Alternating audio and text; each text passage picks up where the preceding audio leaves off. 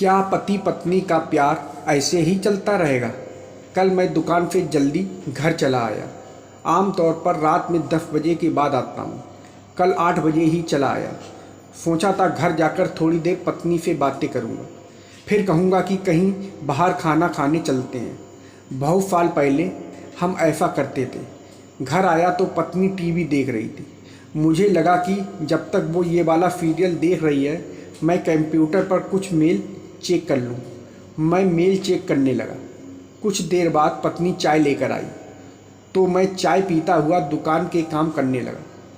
अब मन में था कि पत्नी के साथ बैठकर बातें करूँगा, फिर खाना खाने बाहर जाऊँगा। पर कब 8 से 11 बज गए पता ही नहीं चला।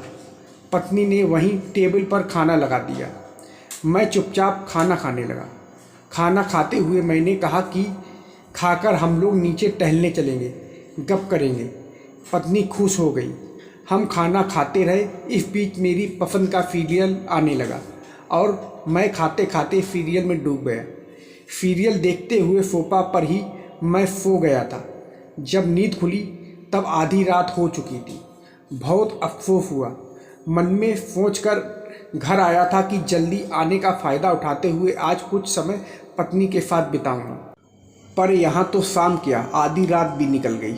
ऐसा ही होता है ज़िंदगी में। हम सोचते कुछ हैं, होता कुछ है। हम सोचते हैं कि एक दिन हम जी लेंगे, पर हम कभी नहीं जीते। हम सोचते हैं कि एक दिन ये कर लेंगे, पर हम नहीं कर पाते। आधी रात को सोफे से उठा, हाथ मुंह धोकर बिस्तर पर आया तो पत्नी सारा दिन के काम से थकी हुई सो गई थी। मैं चुपचाप बेडरूम में कुर्सी पर बैठकर कुछ सोच रहा था। 25 साल पहले इस लड़की से मैं पहली बार मिला था। पीले रंग के सूट में मुझे मिली थी। फिर मैंने इससे शादी की थी। मैंने वादा किया था कि सुख में दुख में ज़िंदगी के हर मोड़ पर मैं तुम्हारे साथ रहूँगा। पर ये कैसा साथ? मैं सुबह जागता हूँ, अपने काम में व्यस्त हो जाता हूँ। वो सुबह जागती है, मेरे लिए चाय बनाती है। चाय पीकर मैं कंप्यूटर पर संसार से जुड़ जाता हूँ। वो नाश्ते की तैयारी करती है, फिर हम दोनों दुकान के काम में लग जाते हैं। मैं दुकान के लिए तैयार होता हूँ, वो साथ में मेरे लिए लंच का इंतज़ाम करती है। फिर हम दोनों भविष्य के काम में लग जाते हैं। मैं एक बार दुकान चला गया तो इसी बात में अपनी शान समझता हूँ कि मेरे बिना मेरे दुकान का काम नहीं चलता। वो अपना काम करके डिनर की तैयारी करती है। देर रात मैं घर आता हूँ और खाना खाते ही निढाल हो जाता हूँ।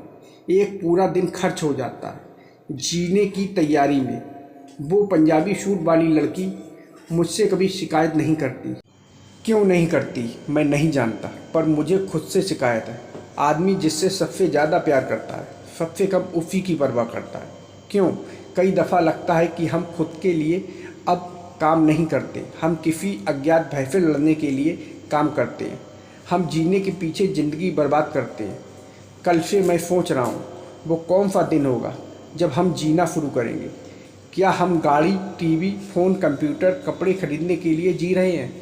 मैं तो सोच ही रहा हूँ।